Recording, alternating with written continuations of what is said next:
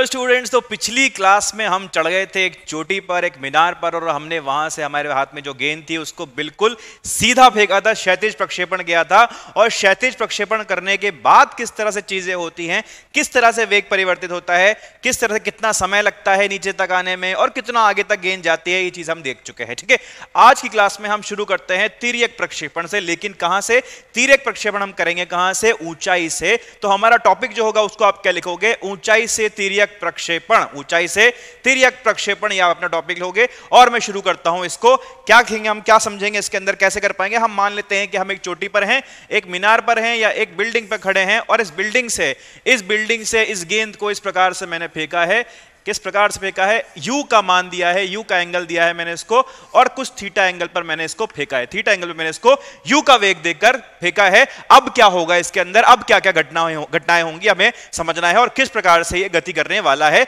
तो आप देखकर बता सकते हो कि ये जो पथ होगा, ये परवलयिक पथ आने वाला है। ये हम जान चुके हैं, अभी तक ये हम चीज हम समझ चुके हैं। लेकिन ये परवलयिक पथ अगर आता है तो इसकी समीकरण किस प्रकार से बनेंगे, और इस पर अगर हमें सवाल मिलता है तो सवालों को हम कैसे करेंगे, ये हमें देखना पड़ेगा। तो अगर हमें ऐसा मिलता है तो मैं पहले पथ बना लेता हूं। तो पथ कुछ प्रकार का होगा, पथ कुछ इस प्रकार का होगा। पहले गेंद ऊपर जाएगी और ऊपर से फिर भूम करके नीचे आ जाएगी। तो यही चीजें हैं, यही जो पथ है, इसका हमें समय निकालना होगा कि कितना समय लगेगा, कितनी दूर जाके गेंद गिरेगी। अगर मुझे दे रखा है कि मीनार जो है, जो हाइट है, जो ऊंचाई है इस मीनार की या इस चोटी की, वो h है। अगर मुझे ये चीज पता है तो मुझे निकालना क्या होगा? मुझे निकालना होगा इसको समय कितना लगा नीचे तक आने में और कितनी दूरी पर जाकर ये गिरी है। ठीक है, और एक तीसरी चीज हम ये निकाल सकते हैं कि किसी भी समय पर, या जब यहां पर नीचे आ जाएगी इस समय पर, क्या वेग होगा इसका, ये भी चीज हम पता कर सकते हैं। तो आओ एक एक करके हम पता करते हैं तीनों चीजों को। सबसे पहले हम क्या करते हैं? सबसे पहले हम x और y को अलग अलग कर लेते हैं, और x और y में हम लिख लेते हैं क्या क्या मान है हमारे पास चीजों के। ठीक है, हमारे पास जो जो चीजें हैं उनके क्या क्या मान हैं x और y में, ये हम लिख लेते हैं। x में क्या है मेरे पास? x में अगर मैं u की बात करता हूं तो ux को अब क्या लिखूंगा? अब आप जान के बोल सकते हो, आप या कैलकुलेट करके बोल सकते हो कि ux जो होगा वो इस दिशा में जो घटक होगा वो ux होगा। तो इस दिशा में क्या घटक आ रहा है? u cos थीटा, और ऊपर वाली दिशा में क्या घटक आ रहा है? u sin theta. ठीक है, तो ux इसके बराबर होगा, ux होगा u cos थीटा के बराबर, और uy होगा u sin थीटा के बराबर। इसके अंदर कोई कष्ट आपको नहीं होना चाहिए, ये सबसे आसान चीज है आज तक के जीवन में आपके। ठीक है, और ay की बात, ax की बात करते हैं तो ax कितना होगा? x आप जानते हो, शुरू से हम बोलते हुए आ रहे हैं कि ax अभी तक 0 मीटर प्रति सेकंड स्क्वायर हमारे पास आया है। तो यहां पर भी आप देख सकते हो गेंद जो है उसके ऊपर जो त्वरण होगा वो नीचे की तरफ g होगा, यानी कि x के अंदर कोई त्वरण नहीं होगा, सिर्फ g y के अंदर होगा -g होगा। तो हम क्या लिखेंगे? ay जो होगा -g के बराबर होगा, और ax जो होगा वो 0 के बराबर हमारे पास आ जाएगा। तो ये चार चीजें हमारे पास पता चल गई, और यही चार चीजें ऐसी हैं जिनकी हमें जरूरत होती है, और ये अगर पता चल जाती है हमें तो हम आसानी से कोई भी समीकरण हमारा लगा सकते हैं, x में भी y में भी, और वही हम करने भी वाले हैं। सबसे पहले हम क्या करते हैं? सबसे पहले पता करना है कितना समय इसको लगेगा नीचे आने में। तो नीचे आने में कितना हाइट नीचे आया है? ये आया है h हाइट नीचे। अगर मैं इसको मूल बिंदु मान लेता हूं, जहां से फेंका है, जिस बिंदु से फेंका है, अगर मैं इसको मूल बिंदु मान लेता हूं तो मूल बिंदु के नीचे जितनी भी हाइट लूंगा, जितनी भी ऊंचाई, जितनी भी दूरी लूंगा, मैं उसको माइनस में लूंगा।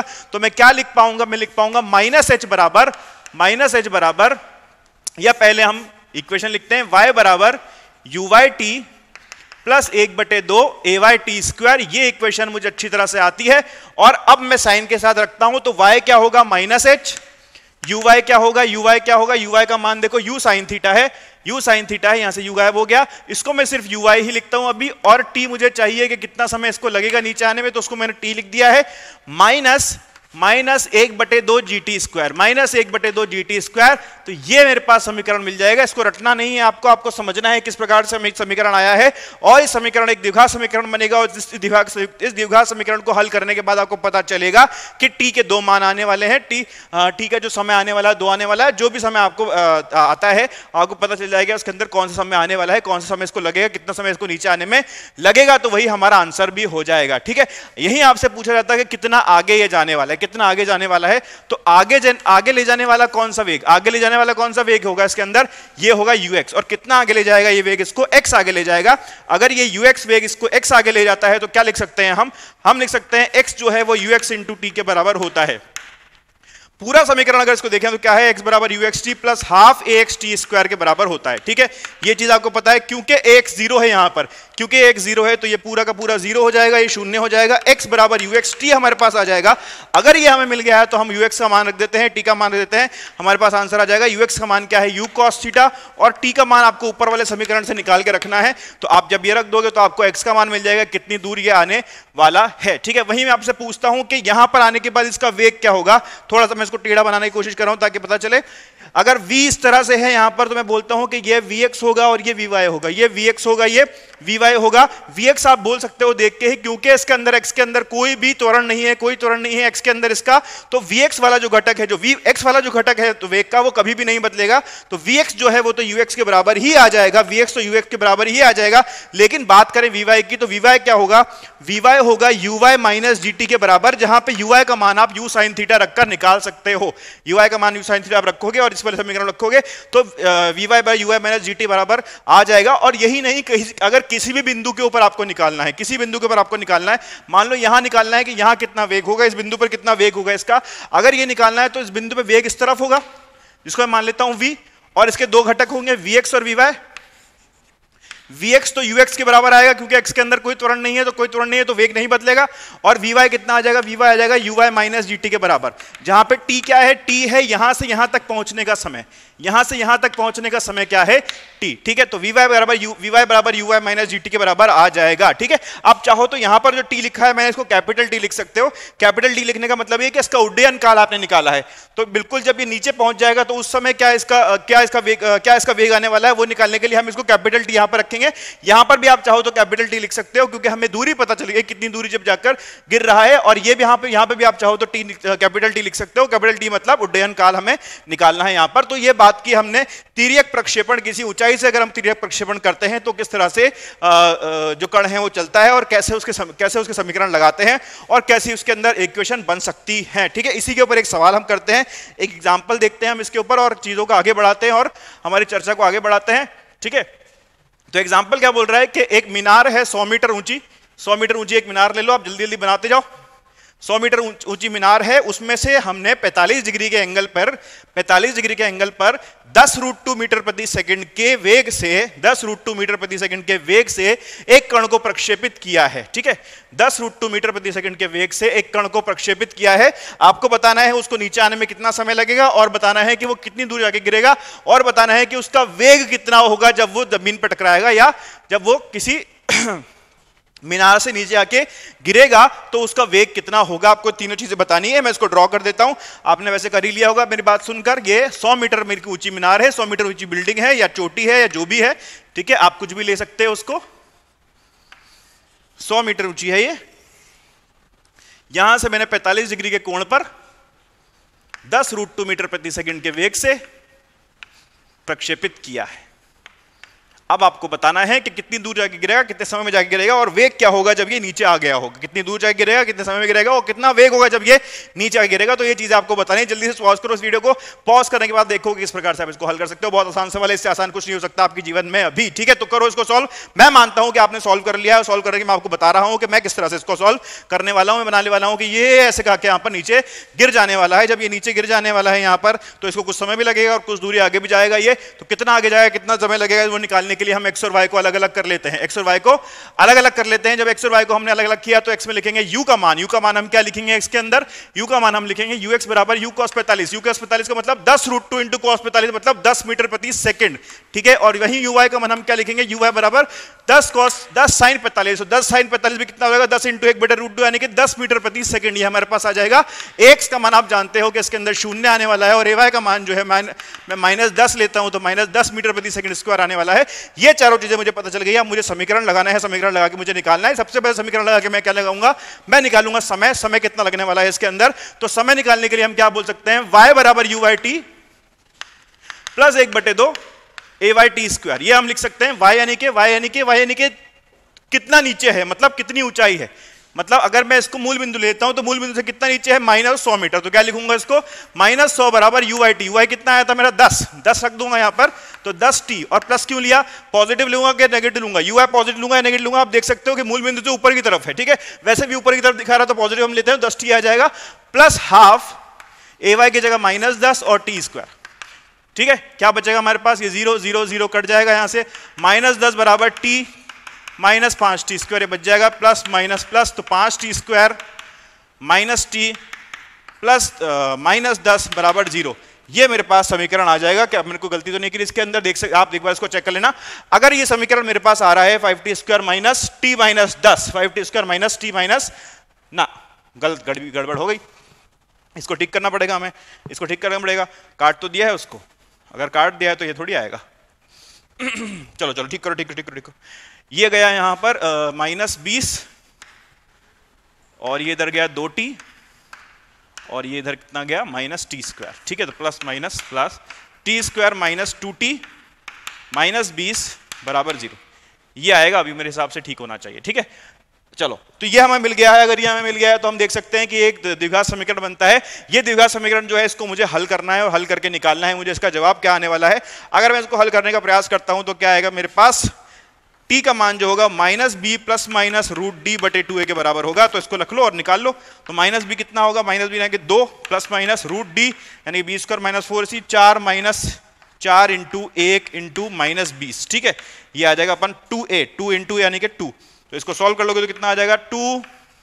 देखो माइनस अगर रखता हूं मैं तो नेगेटिव में आंसर आ जाएगा, वो मुझे लेना नहीं है, मुझे पॉजिटिव वाला आंसर चाहिए। तो 2 प्लस 4 प्लस 80 80 84 √84 बटे 2। ठीक है, ये टाइम का मान आ गया मेरा। अगर मेरे पास ये टाइम का मान आ गया है तो मुझे क्या चाहिए, मुझे चाहिए x का मान। अब मुझे x का मान चाहिए। x का मान निकालने के लिए मैं क्या बोल सकता हूं, x का मान जो होगा, x का मान जो होगा वो किसके बराबर होगा, x का मान होगा ux इंटू टी के बराबर। जहां कैपिटल T क्या है, कैपिटल T ये वाला मान है, कैपिटल T क्या है, ये वाला मान है। तो कैपिटल T की जगह मैं यहां रख दूंगा। तो x कितना आ जाएगा, ux कितना है मेरे पास, ux देखो आप 10 आया था, 10 इंटू 2 प्लस √84 बटे 2। ठीक है, ये मेरे पास आंसर इसका आ गया है। तो x भी मुझे मिल गया है यहां से। तो ये कैलकुलेशन हमने कर ली है। यहां पर हमें t पता चल गया है, x पता चल गया है। x की जगह पे हम क्या लिख सकते हैं, 10 इंटू 2 प्लस √84 बटे 2। इसको अगर मैं और हल करना चाहता हूं क्या होगा, 10 इंटू 2 प्लस √84 को मैं 2 √21 लिख सकता हूं और बटे 2 नीचे ले सकता हूं। तो इस सब जगह 2 से 2 कट जाने वाला है। तो 10 इंटू कितना आ जाएगा, 1 प्लस √21, 1 प्लस √21 का मान लगभग 4.5 के बराबर आएगा। 4.5 प्लस 1 5.5 के बराबर आ जाएगा। लगभग 55 मीटर के बराबर इसका जो रेंज है, जो इसका परास है वो मेरे पास आ जाएगा। यानी कितनी दूर जाके गिरेगा ये मुझे पता चल जाएगा। लगभग 55 मीटर के बराबर ये आ रहा है। अब मुझे पता करना था कि कितना वेग होगा। तो मैं यहाँ पे टाइम भी लिख लेता हूँ। टाइम कितना आया मेरे पास, लगभग किसके बराबर आया, ये 5.5 सेकंड के बराबर इसका उड्डयन काल आया है। अगर उड्डयन काल 5.5 सेकंड के बराबर आ गया है तो मुझे क्या मिलेगा, मुझे मिलेगा इसका वेग कितना है वो मैं निकाल पाऊंगा। मैं मान लेता हूं कि वेग इसका जो है वो यहां पर है। ये जो वेग है कुछ इस तरफ है। इसको आप इसको देखोगे तो ऐसा लगेगा कि बिल्कुल सीधा आ रहा है, लेकिन ये सीधा नहीं आ रहा है। थोड़ा सा हम इसको टेढ़ा बना लेंगे इस तरह से। ठीक है, इधर Vx हो जाएगा, उधर Vy हो जाएगा। Vx का मान तो Ux के बराबर रहेगा क्योंकि x के अंदर कोई भी त्वरण नहीं है। तो Ax का मान कितना था, 10, और Vx का मान कितना था, यहां पर हमारे पास 10। Uy का मान भी 10 था और ये भी 10 था। तो ये वाला जो घटक है, ये तो किसके बराबर आने वाला है, ये तो 10 के बराबर ही आ जाने वाला है। लेकिन अब बात करते हैं Vy की। तो Vy का मान कितना होगा, Vy का मान होगा आपका Uy माइनस gt के बराबर। Uy माइनस gt के बराबर Vy कितना होगा, Uy कहां है मेरे पास, Uy 10 है, माइनस g 10 है और t कितना है, 5.5 है। तो कितना आ जाएगा, 10 माइनस 55 यानी कि माइनस 45 मीटर प्रति सेकंड। तो ये कितना आ गया मेरे पास, 45 मीटर प्रति सेकंड। माइनस दर्शा रहा है कि ये नीचे की दिशा में है। तो 10 आ गया Vx का मान और Vy का मान आ गया √45। इसका अगर मुझे निकालना है कि कुल कितना है V, तो V निकालने के लिए √45 का स्क्वायर प्लस 10 का स्क्वायर कर सकता हूं। तो V का मान मुझे कितना मिल जाएगा, V जो होगा वो अंडर रूट 45 का स्क्वायर प्लस 10 का स्क्वायर के बराबर आ जाएगा। इसको आप हल कर सकते हो। इसको आपको इसका Vy का मान मिल जाएगा। अगर मुझे पूछा जाए कि कितना एंगल ये बना रहा है जब ये गिर रहा है, तो क्षैतिज के साथ कितना एंगल बना रहा है, मान लेता हूं थीटा एंगल बनाया, थीटा वहां लेते हैं हम। तो यहाँ पे अल्फा मान लेते हैं हम। अल्फा अगर मैं लेता हूं तो अल्फा कितना होगा, मैं लिख सकता हूं, और यहां पर लिख देता हूं tan अल्फा बराबर Vy बटे Vx। Vy कितना, 45, और वी एक्स कितना 10, 45/10। इसको आप हल कर सकते हो, निकाल सकते हो आंसर। ठीक है, कितना कितना जितने भी बार जा रहा है वो 9/2 में चला जाएगा, 4.5 बचेगा। तो tan इनवर्स 9/2 इसका आंसर मेरे पास आ जाएगा। ये चीज हम निकाल सकते हैं। तो मुझे अगर तिर्यक प्रक्षेपण का भी सवाल दिया जाता है कि उसमें अगर किसी एंगल पर किसी ऊंचाई से फेंका गया है तो उसको भी करने में कोई दिक्कत नहीं होगी मुझे, मैं आसानी से उसको सॉल्व कर सकता हूं। आप भी इसको आसानी से सॉल्व कर सकते हो, बस आपको प्रैक्टिस की रिक्वायरमेंट है। तो प्रैक्टिस के लिए हम एक सवाल और देखते हैं, इसी प्रकार का। अगर 200 मीटर की बिल्डिंग है, अगर मेरे पास 200 मीटर की बिल्डिंग है, जल्दी जल्दी बनाते जाओ, साथ साथ बिल्डिंग बना लो जल्दी से, खिड़की दरवाजे बना देना साथ में, और लिख लेना कि अगर मेरे पास 200 मीटर की बिल्डिंग है और 200 मीटर की बिल्डिंग में 50 मीटर प्रति सेकंड के वेग से 37 डिग्री के एंगल पे किसी कण को प्रक्षेपित किया जाता है, तो वो कितनी दूर जाके गिरेगा, कितनी देर में जाके गिरेगा, और क्या कितना वेग होगा, और उसका कितना वेग होगा जब वो जमीन से टकराने वाला होगा। ठीक है, तो क्या पता करना है आपको, 200 मीटर की बिल्डिंग से अगर किसी कण को फेंका जाता है, प्रक्षेपित किया जाता है, तो वो कितनी दूर जाके गिरेगा, कितनी देर में जाके गिरेगा, और कितना वेग होगा उसका जब वो जमीन से टकराने वाला होगा। अगर उसको 50 मीटर प्रति सेकंड से 37 डिग्री के एंगल में प्रक्षेपित किया गया है, तो इसको हम बना सकते हैं यहां पर इस प्रकार से, 50 मीटर प्रति सेकंड, 37 डिग्री का एंगल और 200 मीटर की ऊंचाई। पिछले सवाल जैसा ही है, बस थोड़ा मैंने डेटा चेंज किया है ताकि आपकी प्रैक्टिस हो जाए, एक सवाल और बना पाओ आप इसके ऊपर। ठीक है, वैसे होमवर्क में हम और सवाल इसके ऊपर करेंगे। ठीक है, इस प्रकार से ये नीचे की तरफ आएगा। अगर ये नीचे की तरफ इस प्रकार से आएगा तो आपको पता करनी है जो चीजें, पता करो जल्दी से, पॉज करो वीडियो को, पॉज करने के बाद देखो मैं किस प्रकार से इसको हल कर रहा हूं और आपको इस प्रकार किस प्रकार इसको हल करना है। ठीक है, पिछला क्वेश्चन देख चुके हो, पिछले क्वेश्चन जैसा ही क्वेश्चन है। अगर आपको पहले पिछला क्वेश्चन नहीं बना था तो ये क्वेश्चन बनना चाहिए, आसानी से बनेगा। आपको क्या करना है, मैं मान रहा हूं कि आपने सॉल्व कर लिया है।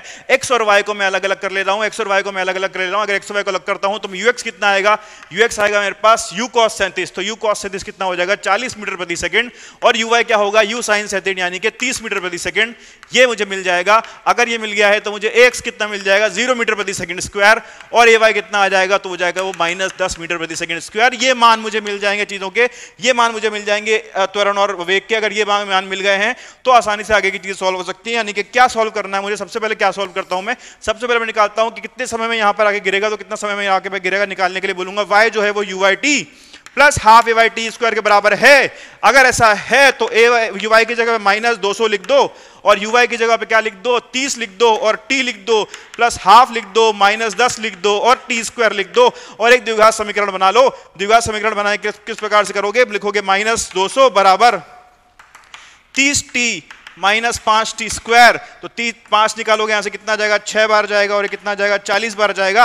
अगर यहां हम आपको आगे लिखते हैं तो क्या मिलने वाला है मेरे पास, -40 बराबर 6t -t स्क्वायर। थोड़ा सा इसको अरेंज कर लो तो कितना आएगा, t स्क्वायर -6t -40 बराबर 0। ये मुझे मिल गया है, ये मुझे मिल गया है यहां से। क्या इसको हम हल कर पा रहे हैं, क्या इस समीकरण को हम हल कर पा रहे हैं, तो देखोगे आप कि t square -10t plus 4t -40 जो है वो 0 के बराबर होगा। तो t -10 प्लस 4 कॉमन, तो t -10 इंटू t प्लस 4 का जो मेरे पास आएगा वो मिल जाएगा, और t यहां से 10 सेकंड के बराबर आ जाएगा।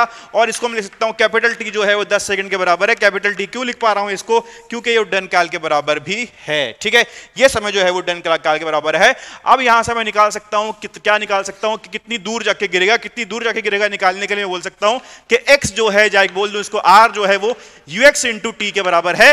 r जो है ux इंटू t के अगर बराबर है तो ux कितना मान क्या है मेरे पास, ux का मान 40 है, और t का मान मेरे पास 10 आया है, तो r बराबर 400 मीटर के बराबर आ जाएगा। अगर मुझे ये मिल गया है तो मैं बोल सकता हूं कि जब ये जमीन पे गिरने वाला होगा या गिर चुका होगा तो इसका जो वेग होगा vx जो होगा वो ux के बराबर ही रहेगा, क्योंकि x के अंदर कोई त्वरण नहीं है, x घटक नहीं बदलता है वेग का। ये बार बार मैं रिपीट कर रहा हूं बात को। तो vx जो है ux के बराबर है। ux कितना था मेरे पास, 40 मीटर प्रति सेकंड के बराबर था, तो vx उतना ही आ जाएगा। vy की बात करता हूं तो vy होगा uy माइनस gt के बराबर होगा। इसको मैं लिख सकता हूं vy बराबर uy कितना है, uy कितना है मेरे पास, uy कितना है 30 है यहां से, तो 30 - 10 इंटू 10 वी वाई आ जाएगा -70 मीटर प्रति सेकंड। -70 क्या दिखा रहा है कि वी वाई की दिशा जो है वो नीचे की तरफ है। ठीक है, 10 सेकंड में ये हुआ है, ये घटना हुई है। अगर मैं पूछता हूं आपसे कि t बराबर 5 सेकंड पे, t बराबर 5 सेकंड पे बताइए कि इसका वेग क्या होगा। मान लेते हैं t बराबर 5 सेकंड पे यहां पर है, तो 5 सेकंड पे इसका वेग क्या होगा। v डैश अगर पूछता हूं से आप किस प्रकार निकाल सकते हो, आप बोलोगे कि x का जो घटक है वो तो नहीं बदलेगा, वो तो उतना ही रहेगा, तो x घटक तो कितना आ जाएगा 40 मीटर प्रति सेकंड ही आ जाएगा। और बात करूं वी की, तो वी आ जाएगा वी आ जाएगा वी आ जाएगा ui minus gt, ui minus gt के बराबर तो वी कितना आ जाएगा, यूआई कहां गया, यूआई हमारा 30 माइनस 10 इंटू 5, तो माइनस 20 मीटर प्रति सेकंड के बराबर आ जाएगा। ये वेग जो t बराबर 5 सेकंड पर होगा। इस तरह से आपको किसी भी समय पर अगर पूछा जाता है कि किसी समय पर इसका वेग क्या होगा, इसकी चाल क्या होगी, कितने समय पर, कहां पर, किस दिशा में होगी, वो आप बता सकते हो। बिल्कुल वेग बता सकते हो किस दिशा में होगा, सब कुछ आप इसका बता सकते हो। अगर आपको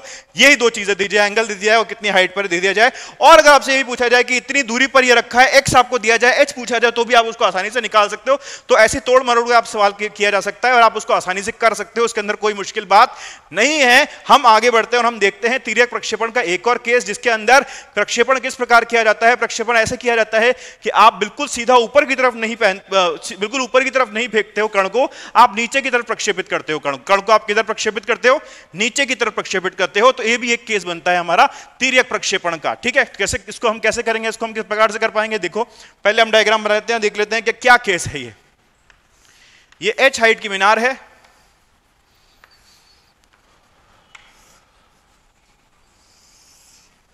और इस h हाइट की मीनार से मैंने इस प्रकार से प्रक्षेपण किया है, इस प्रकार से प्रक्षेपण किया है। वेग दिया है u और ये एंगल मैंने लिया है थीटा, ये एंगल मैंने लिया है थीटा। क्या लिया है, थीटा। तो आप देख सकते हो कि ये इस प्रकार आके कुछ गिरेगा, यहां पर इस प्रकार आके ये गिरेगा। अगर ये इस प्रकार आके गिरेगा तो अब क्या केस होगा, अब क्या हमें चीजें करनी पड़ेंगी। ठीक है, कुछ नहीं करना है इसके अंदर, सिर्फ साइन का डिफरेंस आएगा, बाकी पूरा केस पहले जैसा ही है। हम चाहें, आप चाहें तो हम एक एग्जांपल से इसको समझ सकते हैं, और एग्जांपल भी हम यही ले लेते हैं जो हमने अभी लिया है, इसी के अंदर हम थोड़े बहुत चेंजेस कर लेंगे तो हमें चीजें पता चल जाएंगी और समझ में भी आ जाएगा कि दोनों का कंपेरिजन किस प्रकार से किया जा सकता है।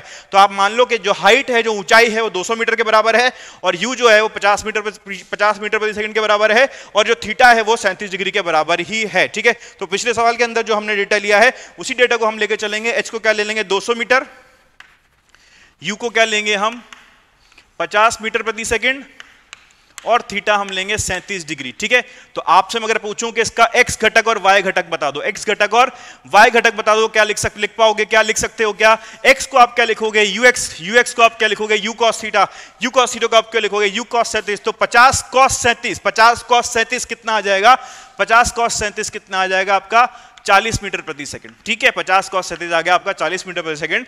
बात करते हैं ui की, तो ui क्या होगा, u sin 37 का माइनस, तो ui कितना हो जाएगा, माइनस 30 मीटर प्रति सेकंड। ये माइनस क्यों आया, आप देख सकते हो कि ui की दिशा जो है वो नीचे की तरफ है, जो ui की दिशा है वो नीचे की तरफ है, इसलिए ui का जो चिन्ह आ गया माइनस 30 मीटर प्रति सेकंड आ गया है। और x की बात करता हूं तो x तो अभी भी शून्य नहीं है, और ay की बात करता हूं तो ay माइनस 10 मीटर प्रति सेकंड स्क्वायर है। ये चीजें मुझे पता चल चुकी हैं। अगर ये 4 चीजें मुझे पता चल सकती हैं तो जीवन में कोई ऐसी चीज नहीं है जो मुझे रोक सकती है सवाल के अंदर करने के अंदर। ये सवाल आप आसानी से बना सकते हो। किस प्रकार से आप इस सवाल को बनाओगे, आप बनाने के लिए बोलोगे कि ये y जो है वो uit प्लस हाफ ayt के स्क्वायर के बराबर होगा। अगर ऐसा है मेरे पास, तो y को मैं क्या लिख सकता हूं, y को लिख सकता हूं मैं -200। -200 क्यों लिखा, क्योंकि मूल बिंदु जहां से हमने फेंका उसको मूल बिंदु मानेंगे, और उसके नीचे वाली जितनी भी दूरियां होंगी उसको माइनस मिलेंगे, बराबर uit। अब ui को आप क्या लिखोगे, यहाँ पे माइनस, आप जानते हो पिछले वाले सवाल में इसको प्लस 30t लिखा था, यहाँ पर माइनस 30t लिख रहा हूं, तो हाफ a/t स्क्वायर को क्या लिखूंगा, -10 इंटू टी स्क्वायर। इसको मैं थोड़ा सा हल कर लूं तो चाहूं तो ये 5 बार चला जाएगा, यहां से वही 6 बार चला जाएगा, और ये 40 बार चला जाएगा, तो -40 बराबर -6t plus 5t square, plus क्यों आएगा, माइनस ही आएगा, -5t स्क्वायर। ठीक है, ये इक्वेशन मेरे पास बन गई है। इसको मैं आगे लिख लेता हूं वापस से, हल थोड़ा सा सॉल्व करके, माइनस गया इधर माइनस हो गया, तो 5t square plus 60, 5t square, 5 भी तो कट गया, t स्क्वायर प्लस 60 -40 बराबर 0। ये मेरे पास इक्वेशन बन गई है। इस इक्वेशन को मुझे हल करना है, इस समीकरण को हल करना है, तो कैसे हल कर सकते हैं इसको, t square plus 10t minus 4t plus 40 बराबर 0, t प्लस 10 t माइनस 4 बराबर 0, t जो है 4 सेकंड के बराबर आ गया। इसको मैं कैपिटल T लिख सकता हूं क्योंकि ये उड्डयन काल के बराबर भी है, तो t बराबर जो है 4 सेकंड के बराबर मुझे मिल चुका है। अगर t 4 सेकंड के बराबर मिल चुका है तो आप इस क्वेश्चन को आसानी से सॉल्व कर सकते हो। कैसे सॉल्व कर पाओगे, आप बोलोगे कि x का मान निकालने के लिए मैं क्या करूंगा, x का मान निकालने के लिए करूंगा मैं ux इंटू टी के बराबर plus half x T square भी आता है इसके अंदर, लेकिन वो शून्य रहता है क्योंकि एक्स का मान यहां पर 0 है, तो एक्स बराबर यू एक्स टी के बराबर आया। तो या तो मैं इसको एक्स लिख लूं या आर लिख लूं, क्योंकि मैं रेंज निकाल रहा हूं तो मैं इसको आर लिख लेता हूं, उसमें कोई दिक्कत वाली बात नहीं है। यूएक्स का मान क्या होगा, यूएक्स का मान है 40, 40 इंटू टी यानी कि 4, अगर 4 लिखता हूं तो कितना आ जाएगा 160 मीटर के बराबर मेरे पास एक्स का आर का मान आ जाएगा। अब मुझे निकालना है कि कितना वेग होगा इसका जब ये नीचे गिरेगा। तो वेग निकालने के लिए मैं क्या करूंगा, वेग निकालने के लिए मैं बनाऊंगा यहां पर वेग। तो ये अगर v है तो यहां पर vx होगा और यहां पर vy होगा, ये vx होगा और ये vy होगा और ये v होगा।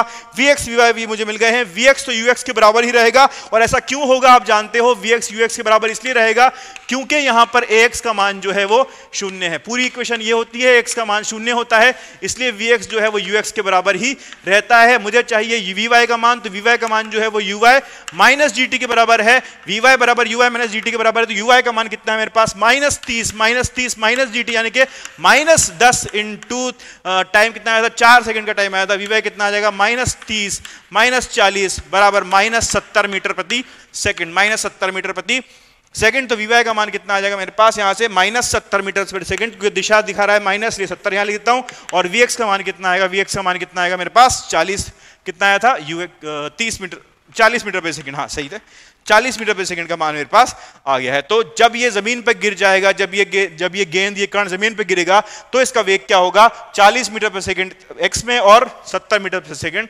y में। ये हमें मान मिल चुके हैं। अगर मैं आपसे पूछता हूं कि t बराबर 2 सेकंड या t बराबर 1 सेकंड पे मान निकालो, हम t बराबर 1 सेकंड पे निकालने की कोशिश करते हैं कि t बराबर 1 सेकंड पे क्या मान होगा वेग का। तो t बराबर 1 सेकंड पे कहां होगी गेंद, t बराबर 1 सेकंड पे गेंद मान लेते हैं यहां पर है, और इसका मान v डैश है।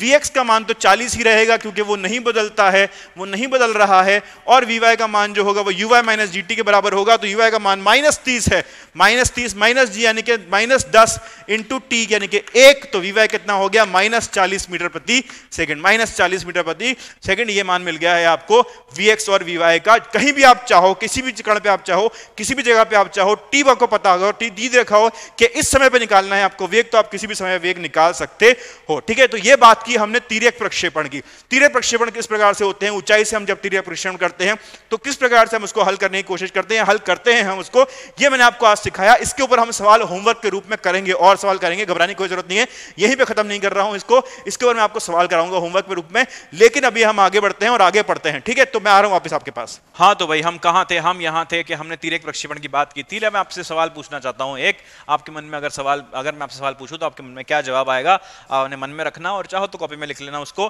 क्योंकि मैं आपको ऑनलाइन पढ़ा रहा हूं तो ये वीडियो है तो मैं आपसे सवाल नहीं पूछ सकता हूं ऐसे।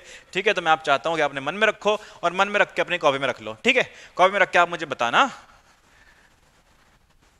कि इसका जवाब क्या है। तो देखो भाई, बहुत आसान सवाल है, इससे आसान सवाल आपके जीवन में कुछ नहीं हो सकता।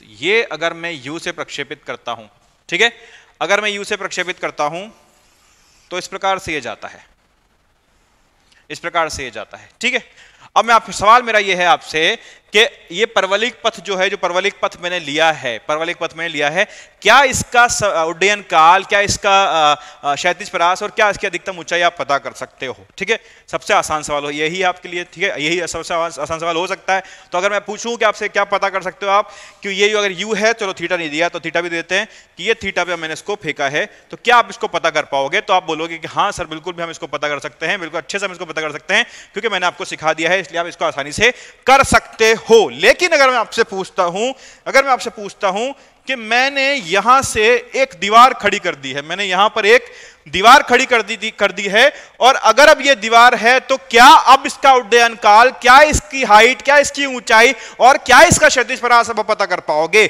अगर मैं आपसे ये पूछता हूं तो क्या आप कर सकते हो क्या इस चीज को, तो आप इसको कैसे करोगे या कैसे इसको टैकल करोगे। ऐसी प्रॉब्लम जब आती है, कोई आनत तल अगर आपके पर है, कोई इंक्लाइन प्लेन है, अगर किसी इंक्लाइन प्लेन के अंदर, किसी इंक्लाइन प्लेन के ऊपर अगर किसी कण को प्रक्षेपित मैं करता हूं, तो किस प्रकार से उन सवालों को हल करना है और कैसे फॉर्मूलों को नहीं रखते हुए इन सवालों को करना है, ये चीज हम आज देखने वाले हैं। इंक्लाइन प्लेन का जब आप किताब खोल के देखोगे, आपको इतने फॉर्मूले दिखेंगे, इतने फॉर्मूले दिखेंगे, इतने फॉर्मूले दिखेंगे कि आप कंफ्यूज होगे, आप उसको छोड़ दोगे, मुझको पढ़ना ही नहीं है। लेकिन बिना फॉर्मूले के आपको आज पढ़ाऊंगा और मैं आपको बताऊंगा कि बिना फॉर्मूले के कैसे इन सवालों को आपको हल करना है और कैसे आपको देखना है कि इंक्लाइन प्लेन के सवाल जो होते हैं वो कितने आसान होते हैं, कुछ मुश्किल नहीं होता उनके अंदर, और मुश्किल हो भी जाता है तो हमारे लिए कोई मुश्किल नहीं है, क्योंकि हम हर चीज को हल कर सकते हैं। अगर हम देखते हैं तो हमें क्या दिया हुआ है, हमारे पास एक बेसिकली इंक्लाइंड प्लेन है, एक आनत तल है, मान लेता हूं इसका एंगल कितना है, अल्फा। कितना एंगल है, अल्फा एंगल का इंक्लाइंड प्लेन है। यहां से एक कण को प्रक्षेपित किया जाता है इस प्रकार से, और ये यहां पर आके गिरता है। इसका वेग u ले लेता हूं और इसको बीटा एंगल पे मैं प्रक्षेपित करता हूं। कितना एंगल प्रक्षेपित करता हूं, बीटा एंगल पे इसको प्रक्षेपित करता हूं। तो मुझे अल्फा बीटा पता है और u पता है। अब मुझे जो भी चीजें पूछ सकता है वो पूछ सकता है। तो क्या करूंगा मैं इसको हल करने के लिए, किस प्रकार से मैं इसको हल करूंगा, तो मैं ये वाला फिगर हटा देता हूं, क्योंकि आनत तल भी हमारे पृथ्वी पर प्रक्षेपण की तरह ही है, बस बीच में हमने एक दीवार खड़ी कर दी है। वही समझाने के लिए मैंने आपको ये बनाया था। अगर मैं इसको करना चाहता हूं तो अब किस प्रकार से करूंगा, मुझे सीधे सीधे करना यह है जो मैं अभी तक करता हुआ आया हूं, x और y को अलग कर देना है। x और y को अलग करके टेबल बना लेनी है और ux का मान, uy का मान, ax का मान और ay का मान लिखना है। तो ux का मान क्या होगा, uy का मान क्या होगा, ax का मान क्या होगा और ay का मान क्या होगा, यह मुझे पता करना है। तो किस प्रकार से मैं इसको पता करूंगा, अगर मैं पता करना चाहता हूं इसको, तो आप सीधे सीधे बोलोगे कि सर ux का मान जो है वो u cos बीटा होगा, uy का मान होगा वो u sin बीटा होगा। ये कैसे बोल पा रहे हैं हम इसलिए बोल पा रहे हैं क्योंकि x और y तो हमें चूज करने हैं ना, x और y तो हमें बताना है ना कि x और y कौन सा है। x और y के आप कोई भी सवाल हल करते हो तो x और y कौन बनाता है, हम बनाते हैं, आप बनाते हो। सवाल करने जो सवाल हल कर रहा है वो बनाता है। x और y तो हमने कोई डिफाइन थोड़ी कर दिया है कि पृथ्वी के नॉर्थ पोल से लेकर ईस्ट तक, नॉर्थ से ईस्ट तक ही एक्स वाई होगा, जरूरी थोड़ी है। ये ऐसा हमने कोई डिफाइन थोड़ी किया है। हमने बोला है कि एक्स वाई जैसा हमारा मन करता है हम वैसे बनाते हैं, ठीक है, हम अपनी मर्जी के राजा हैं। तो हमने एक्स और वाई इस प्रकार से बनाया है कि एक्स अक्ष जो है इसका वो इसके इस इंक्लाइंड प्लेन के प्लेन पर है और वाई जो है इसके परपेंडिकुलर उसके लंबवत हमने बना लिया है, ठीक है। अगर ये हमने बना लिया है तो हम अब बोल सकते हैं कि u का जो x घटक होगा u cos बीटा होगा और y घटक होगा वो u sin बीटा होगा, ठीक है। तो क्या हम यहां पर लिख पाएंगे, हम लिख पाएंगे यहां पर ux जो है वो u cos बीटा है और uy जो है वो u sin बीटा है। ux जो है वो u cos बीटा है और uy जो है वो u sin बीटा है। अगर ये हमें पता चल गया है तो ax और ay का मान भी अब हमें लिखना पड़ेगा। क्या ax का मान यहां पर 0 आने वाला है, आपको ठीक से देखना पड़ेगा। क्या ax का मान यहां पर 0 आने वाला है। ax का मान क्या होता है, ax का मान होता है g। ax का मान क्या होता है, ax का मान होता है कि अगर मैं पृथ्वी से पृथ्वी प्रक्षेपण कर रहा हूं तो x घटक पे क्या मान आ रहा है। और अगर इसकी बात करता हूं तो यहां पर भी उसका मतलब क्या होगा, उसका मतलब यह होगा कि x घटक पे उसका मान क्या आ रहा है। तो x घटक पे मान निकालने के लिए आप क्या करोगे, आपके पास जो g है वो g लग रहा है इस तरफ, ठीक है, g लग रहा है यहां नीचे की तरफ। आप कहीं पर भी g लगा लो ना, ये कण यहां पर है, मैंने कण पे नहीं बनाया है, मैं सिर्फ आपको g समझाने के लिए बता रहा हूं कि g तो लगेगा नीचे की तरफ। आप कहीं भी लगा लो, पूरे दुनिया में कहीं भी आप g लगा लो तो g तो नीचे की तरफ ही लगने वाला है ना।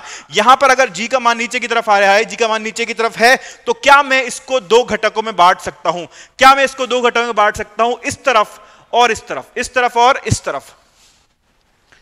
अगर मैं दूसरे कलर से इसको बनाऊं तो ये इस तरफ और इस तरफ। जी के मेरे पास दो घटक आ गए हैं, जी के दो घटक आ गए हैं। अगर ये अल्फा तो ये 90 माइनस अल्फा और ये भी अल्फा, ये भी मुझे अल्फा मिल गया है। ये भी अगर अल्फा मिल गया है तो ये हो जाएगा जी कॉस अल्फा और ये हो जाएगा जी साइन अल्फा।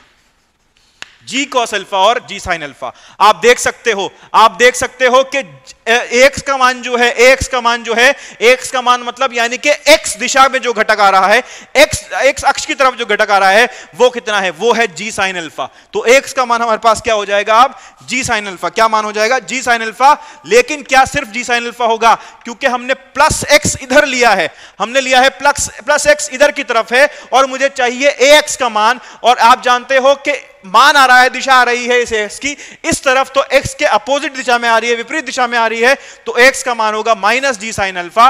और ay के मान की बात करते हैं तो y दिशा में जो घटक आ रहा है उसको हम लिखेंगे, तो y दिशा में घटक आ रहा है जी कॉस अल्फा और वो भी माइनस के साथ। तो मेरे पास x, ux, uy, ax और ay के मान अब मिल चुके हैं और अब मेरे लिए दुनिया में कोई भी चीज ऐसी नहीं है जो मैं नहीं कर सकता प्रक्षेप गति में, ठीक है। तो अगर ये बात है तो हम चाहते हैं कि हम उड्डयन काल निकालें इसका, कि कितनी देर हवा में रहा है, कितनी देर हवा में रहने के लिए हम उड्डयन काल पता करते हैं। तो हम किस प्रकार से पता करेंगे, हमारे पास तो सिर्फ दूसरा समीकरण है, हम तो सिर्फ दूसरा समीकरण जानते हैं जो कि कहता है कि uy t plus half uy t square के बराबर होता है y।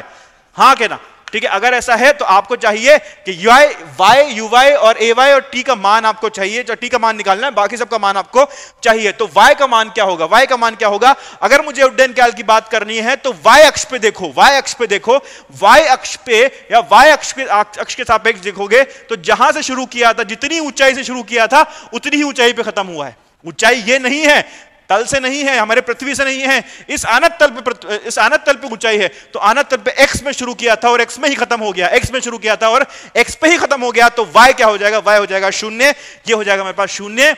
और ui का मान क्या है? ui का मान आप देख सकते हो यहां से कि u sin बीटा के बराबर है, u sin बीटा के बराबर है। मैं नहीं रख रहा हूं अभी, और मैं t रख रहा हूं यहां पर कैपिटल T, क्योंकि मुझे उड्डयन काल चाहिए। और ये हो जाएगा प्लस हाफ ay की जगह माइनस ay और इधर टी स्क्वायर, और इधर टी स्क्वायर, उधर टी स्क्वायर। तो मुझे यहां से क्या मिलेगा? यहां से क्या मिलेगा मुझे? एक तो सॉल्व करता हूं तो मैं यू वाई टी बराबर हाफ ए वाई टी स्क्वायर, टी जो है वो 2 यू वाई बटे ए वाई के बराबर आ जाएगा। क्या ये फॉर्मूला आपको देखा देखा लग रहा है? क्या ये फॉर्मूला आपको देखा देखा लग रहा है? और यही कारण था कि मैंने आपको ये फॉर्मूला इस तरह से याद कराया है। ये फॉर्मूला मैंने आपको कहा था कि 2u sin थीटा बाय जी के रूप में याद मत करो, 2uy बटे जी के रूप में याद करो। ये फॉर्मूला आप जीवन में 3 बार देख चुके हो, अभी तक 3 बार मैं आपको ये फॉर्मूला पढ़ा चुका हूं। जब हमने किसी गेंद को, किसी कण को नीचे से ऊपर ऊर्ध्वाधर फेंका था, ऊर्ध्वाधर ऊपर की ओर फेंका था हमने, तो उसका जो समय आया था जब किसी गेंद को हमने नीचे से ऊपर फेंका था बिल्कुल सीधा, और वो ऊपर से नीचे आई थी, ठीक है, तो इसका जो समय आया था वो आया था 2u बटे जी के बराबर, 2u बटे जी के बराबर। जब हमने पृथ्वी से पृथ्वी प्रक्षेपण किया था तो इसका समय आया था मेरे पास 2u बटे जी के बराबर। और जब इस आनत तल पर मैंने प्रक्षेपण किया है तो 2uy बटे ay के बराबर है, ठीक है। तो इसको ध्यान से देखोगे तो 2u बटे g है, तो यहां पे u क्या था? u वो वेग था जो इसको ऊपर की तरफ लेके जा रहा है, ठीक है। g क्या था? g वो त्वरण था जो इसको नीचे की तरफ लेकर आ रहा है, ठीक है। और यहां पर क्या था? uy क्या था? uy वो वेग था जो इसको ऊपर की तरफ लेके जा रहा है, और g क्या था? जो इसको नीचे की तरफ लेकर आ रहा है, मतलब वो त्वरण जो इसको नीचे की तरफ लग रहा है।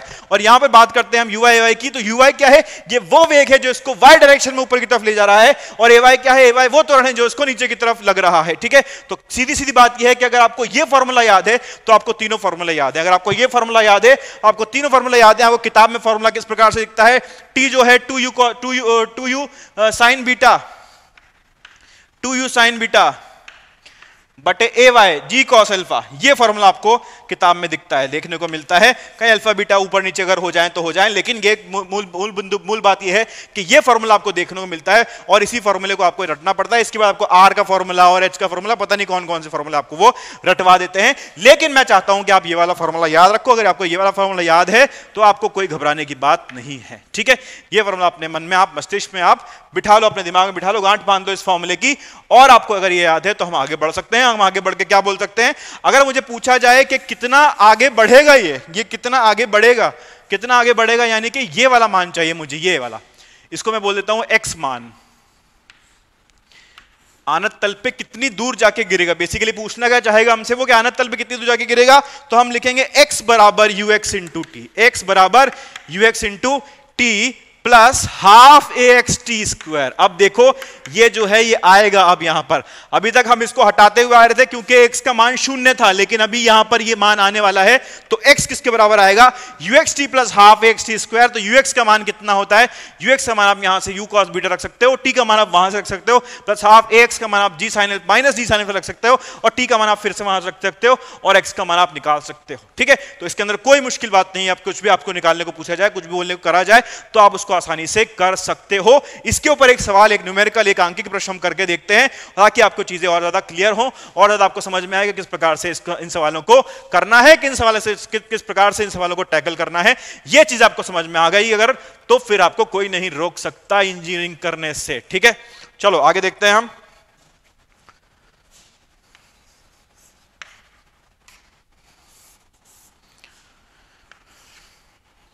अरे ये क्या बना दिया है? तो मुझे मीनार बनाने की आदत हो गई है, कोई बात नहीं। ये 37 डिग्री के एंगल पे हमारे पास ये इंक्लाइन प्लेन है जिसमें 50 मीटर प्रति सेकंड या 10√2 मीटर प्रति सेकंड से ले लो, आसान कर लो, पर 45 डिग्री के एंगल पे हमने प्रक्षेपित किया है। कुछ ऐसे जाके गिरेगा यहां पर ठीक है, जब ये यहां से गिरेगा यहां पर तो आपको बताना है कितने समय लगेगा, इसका उड्डयन काल क्या है और कितनी दूर जाके ये गिरने वाला है, ये आपको पता करना है। तो पता कर लो, कौन सी बड़ी बात है उसके अंदर, बिल्कुल पता कर सकते हो आप। जल्दी से करो, जल्दी से करो, इसको वीडियो को पॉज करो, इसको ट्राई करो, इसको ट्राई करो, फिर मैं आपको बताता हूं कैसे करना है। ठीक है, वैसे मुझे लगता है कि आप मुझे बताने की जरूरत नहीं है, आप खुद ही इसको कर सकते हो, लेकिन फिर भी मेरा कर्तव्य बनता है तो मैं आपको ये करके दिखाऊंगा और करके दिखाऊंगा कि किस प्रकार से इसको हल करना है। ठीक है, चलो करो, इसको करो। अगर कर लिया है तो देखो, x और y अलग अलग कर लो। सबसे पहले हमने क्या सीखा है, हमें कैसे करने हैं सवाल, प्रक्षेप गति या समतल पे गति में हमें सवाल कैसे करने हैं, हमें x और y को अलग अलग करना है। जहां तक हम कर सकते हैं तक हम कर सकते हैं। तो x में क्या आएगा, x और y तो हम मानते हैं, तो x इधर होगा और y इधर होगा, मेरा x इधर होगा और y इधर होगा, y और x मैंने मान लिया है। तो ux किसके बराबर होगा, u cos 45 यानी कि 10 √2 cos 45 यानी कि 10 मीटर प्रति सेकंड के बराबर, और uy कितना होगा, uy भी आ जाएगा आपको 10 मीटर प्रति सेकंड के बराबर। आप बात करते हो ax की बात करते हो, तो यहां मैंने बनाया है g, ये एंगल होगा 37 डिग्री, तो ये होगा g cos 37 और ये होगा g sin 37। तो ये कितना आ जाएगा आपका 6 मीटर प्रति सेकंड स्क्वायर और ये आ जाएगा 8 मीटर प्रति सेकंड स्क्वायर। ठीक है, अगर साइन के साथ लिखता हूं क्योंकि x के विपरीत दिशा में है, तो -6 मीटर प्रति सेकंड स्क्वायर और ay आएगा आपका -8 मीटर प्रति सेकंड स्क्वायर। हमें चाहिए उड्डयन काल, कितनी देर में यहां से यहां तक गिरेगा। या तो आप समीकरण लगा लो, और अगर आपको ये फॉर्मूला याद रह जाता है जो कि होना भी चाहिए, तो 2uy बटे ay अगर हम लिखते हैं तो 2 इंटू uy कितना है, uy है हमारे पास 10 और ay कितना है हमारे पास 8 ही है ना, 8। तो कितना बचेगा हमारे पास, समय कितना आएगा 2.5 सेकंड। 2.5 सेकंड में ये इस इंक्लाइंड प्लेन के ऊपर आकर गिर जाएगा, इस इंक्लाइंड प्लेन के ऊपर आकर गिर जाएगा। बात करते हैं कितनी दूर आके गिरेगा, तो वो निकालने के लिए हम क्या बोलेंगे, x जो है वो uxt plus half axt square के बराबर होता है। यहां पे मान रखने हैं x, और ux कितना है, ux कितना है यहाँ पे 10, और t कितना है यहाँ पर, t कितना है यहाँ पर, t कितना है यहाँ पर, मैंने निकला 2.5, 5/2 में इसको लिख लेता हूं, प्लस 1/2, ax का मान कितना है मेरे पास -6 और t स्क्वायर यानी कि 25/4। ये मुझे मिल गया है, मुझे इसको हल करना है, तो कितना आ जाएगा 25 -3 इंटू 25/4, 125/4। इसको आप सॉल्व कर सकते हो और आपका आंसर इस पे मिल जाएगा। तो ये हमें चीजें मिली, ये हमें समझ में आया कि किस प्रकार से x निकाल सकते हैं हम, इस कितनी दूर पे गिर जाके गिरेगा। अगर मेरे पास किसी आनत तल के ऊपर, किसी इंक्लाइंड प्लेन के ऊपर प्रक्षेपण किया गया है तो किस प्रकार से चीजें होती हैं। ठीक है, हम इसके अंदर एक केस और देखते हैं। एक केस और क्या हो सकता है, एक तो आप नीचे से ऊपर फेंक सकते हो और दूसरे केस में आप ऊपर से नीचे भी फेंक सकते हो। तो जब किसी इंक्लाइंड प्लेन पर हम ऊपर से नीचे प्रक्षेपण करेंगे तो क्या होगा भैया, तो कैसे करेंगे। ठीक है, खुद से ट्राई करो, जल्दी से खुद से ट्राई करो, कर सकते हो आप। ये ना ये कर लिया ना, ये समझा दिया ना, ये खुद से कर सकते हो। उसके अंदर कोई बड़ी बात नहीं है, उसके अंदर कुछ ऐसा कुछ बहुत तगड़ा कोई कंसेप्ट नहीं लग रहा है। ठीक है, आप इसको खुद से कर सकते हो। मैं इसको साफ कर लेता हूं जब तक अच्छी तरह से। चलो देखो भाई,